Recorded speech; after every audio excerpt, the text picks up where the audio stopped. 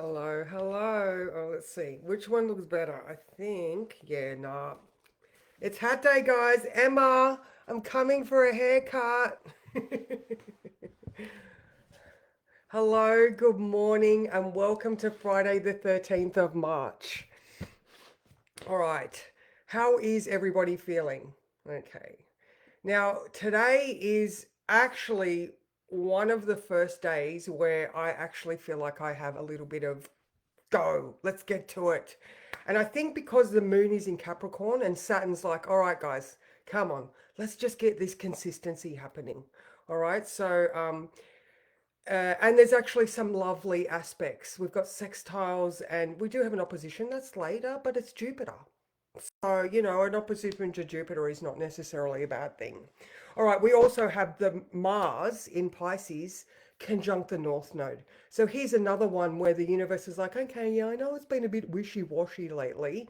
I mean, the North Node's been in Pisces for like over 2 years now. So that's where we've been like on this quest and path for wholeness. We've been moving towards our desires and spiritual yearning, whilst also looking after ourselves physically. All right, so that South Node in Virgo has also demanded that we look after our health and well-being.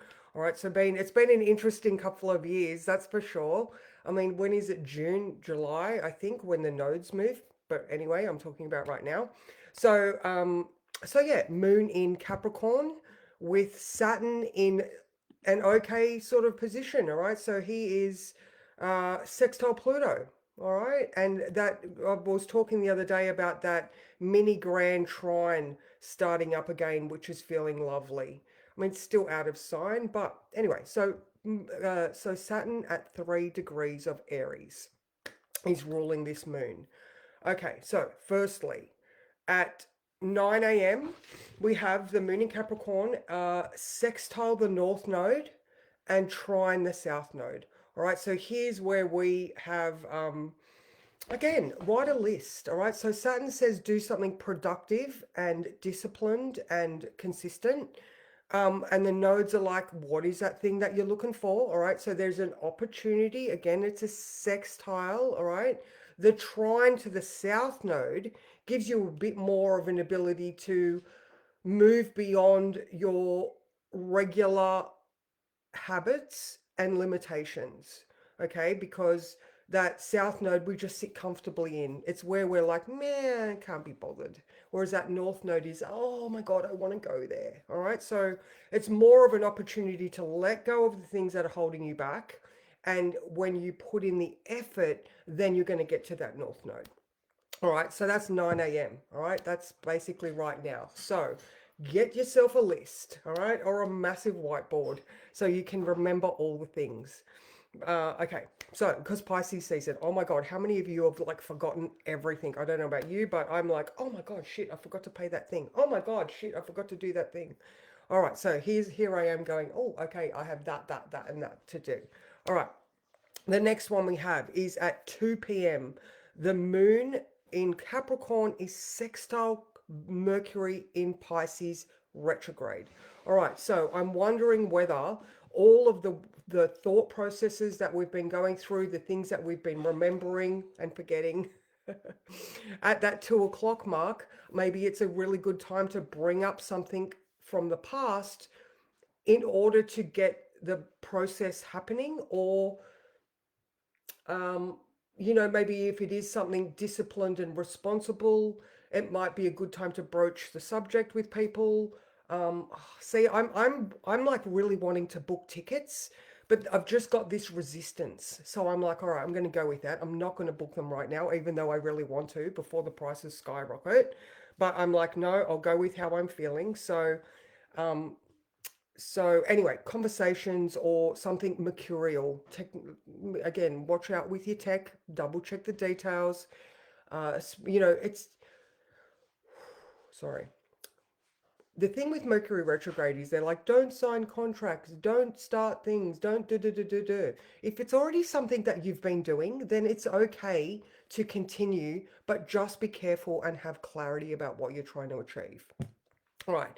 Now, the next one after that is the opposition to Jupiter, now direct. That doesn't make sense. That does not make sense. Hang on. Is there an opposition to... Sorry, guys. I just was like, hang on. That does not sound right. What is going on? Oh, yeah, there is an opposition. Yeah, okay. There is an opposition. All right. So that's at 9 p.m. Sorry, I just had to clarify that. So here's where we might not be, maybe because of the opposition is going all day. Try not to promise things that you don't want to deliver on. All right. Maybe we're looking at ancestral stuff. All right. So the Cancer Capricorn axis is our parental influences as well. It's also, you know, the mother and the father, the home and the business. So work versus career, oh sorry, career versus home. So I'm just wondering, with that Jupiter now directing Cancer, I've been saying for a couple of days to people that any delays that you've been having around the home, like think renovations, people not turning up, those things are going to start moving forward now. But again, I wonder if you don't promise things at work because you've got home responsibilities, or you know you've got things at home, so and going to work is disrupting the flow. I don't know. Is it a habit?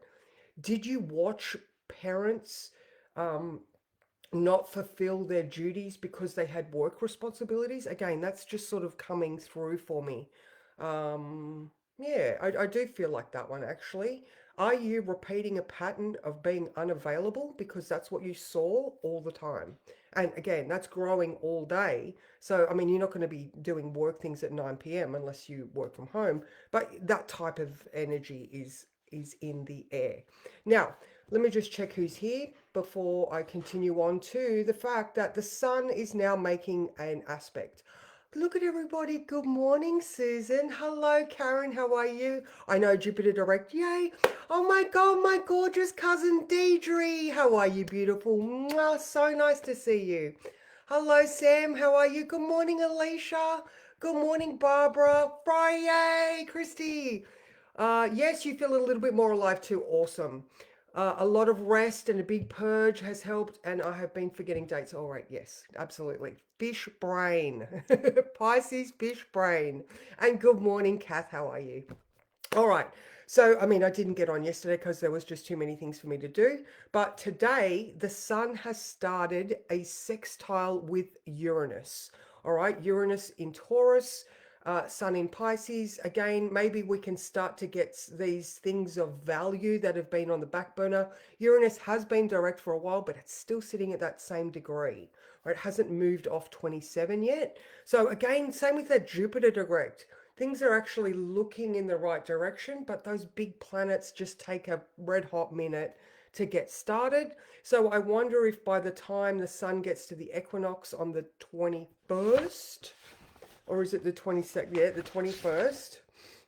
Is it? Yeah, sun in Aries. All right. That momentum and sparkle is going to start really lighting up our lives. So maybe the inspiration is starting to hit for you. You can see things changing and getting excited. Again, we feel good today. All right, we feel like we can achieve things. So things are starting to look sparkly and bright. All right, what else have we got? Mercury conjunct Mars. They're both conjunct that North Node. Again, I feel like Mars North Node is just this quiet wisdom that we have started to embrace on the inside. There you go. I wouldn't have usually worded it that way, but that's how it came out. Now Mars is also trine Jupiter. Nice bit of sparkle and joy there as well. I can just really feel things starting to sort of, this momentum is starting to light up and give us a bit of clarity, vision. I don't know, a little bit of yay. How's that? All right, let me grab my cards. I'm so great and happy. Oh, thank you, DG. Awesome. Good morning, Susan. How are you? All right, what cards are we doing today, guys? We are going to do, oh, we are going to do the Mythic Tarot. Okay. I was going to do the Dream Weavers, but that was a no. All right, so let's see what we can find here. All right. Okay. What card It's interesting. I wonder what story it's going to, what's the myth that it's going to show us?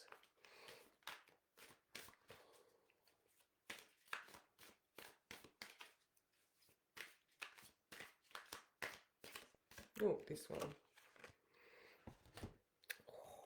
Oh my God. I think this is the same card that I got last time. The Nine of Swords, because I remember the Furies were there as well. Interesting. Pick up a different card. Okay, I did pick up a different card. The Magician. I'm going to read both of them because I'm like, that doom scrolling is just not doing me any love right there. And I suppose it's not a card of love, is it? But let's have a look. All right, so the Nine of Swords portrays Austerus standing with his hands covering his ears. Behind him, the three Furies hover menacingly in a massive grey cloud. Each holds three swords, and all nine swords point towards the young prince. Behind them, the sky is black over the mountains. All right, so if you have been feeling an experience of great fear and anxiety, this is the card of nightmares. Fantasy of impending doom that does not necessarily manifest into a concrete event, but is frightening and painful because of the sheer power of the fantasy. All right, so this heralds a period of great anxiety and foreboding. It is important to examine where guilt about the past may lie behind such fears, rather than being enslaved by them to one's future detriment. And I like that because we have had a bit of woe betide. I can't think of the right way to say that quote, but woe is befalling me. A little bit of Wednesday Addams, we've been confused and exhausted, and our vitality has been lacking, thus producing fear and illness and not feeling great. However, the Magician, I'm like, I had to bring that one. All right, so the Magician says, it is the first card, isn't it? It does. It says, the Magician portrays a wiry, slender man with curly black hair who stands at a crossroads. He is dressed for the road in a short white tunic and a deep red travelling cloak. With his left hand he points up towards heaven. With the right he gestures at a flat rock which lays before him at the centre of the convergence of roads.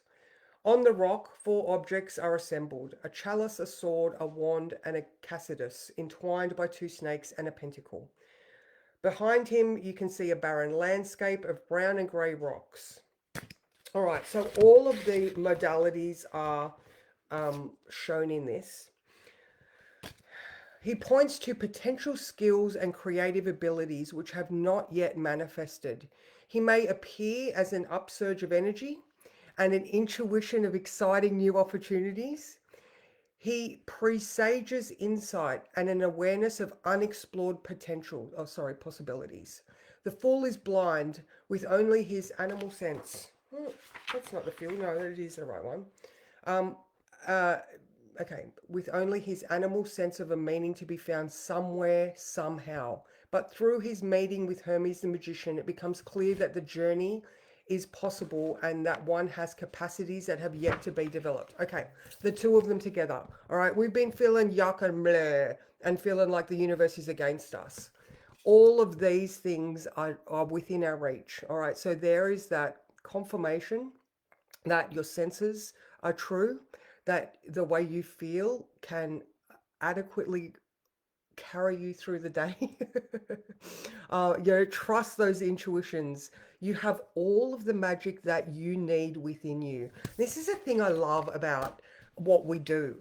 What we do on an everyday basis is stopping and listening and acknowledging that the universe is talking to us. And at the same time as we receive its fear, we can just as easily turn around and know that, maybe that is a story within us that continues to trigger us into that recording, right? Yet the magician's like, you have everything available to you to stop that recording, to start a new one, to plan for your days, to you know, to just keep going, to just keep going. Don't let the funky vibes of the shiny rocks in the sky stop you from doing what you are potentially, great at. So that was a bit wordy. Let me just click the button again. Sort of lost my train of thought there, but how does that feel? Woe is me. Thank you so much, Karen. Good morning, Louise. Good morning, Mikkel. How are you? And good morning, Sally. So nice to see you. So, yeah, that's pretty much it, guys. Again, I just feel like it is going to be a really good day if you can just find what is that purpose? What have I been avoiding? There is some bright, sparkly things happening in the sky now that the sun is starting to connect with Uranus. Mars conjunct the North Node is at 5:06 p.m. this evening. Again, that's that Bruce Lee Zen warrior monk quiet power that you just connect in with the path that you're meant to be on. I just love all of that, that quiet wisdom that forces you to do stuff. So if you are in my class, 9:30, I will be jumping on. And yeah, I hope that you all have an amazing weekend. I can't tell you about the weekend report because I still haven't written it yet.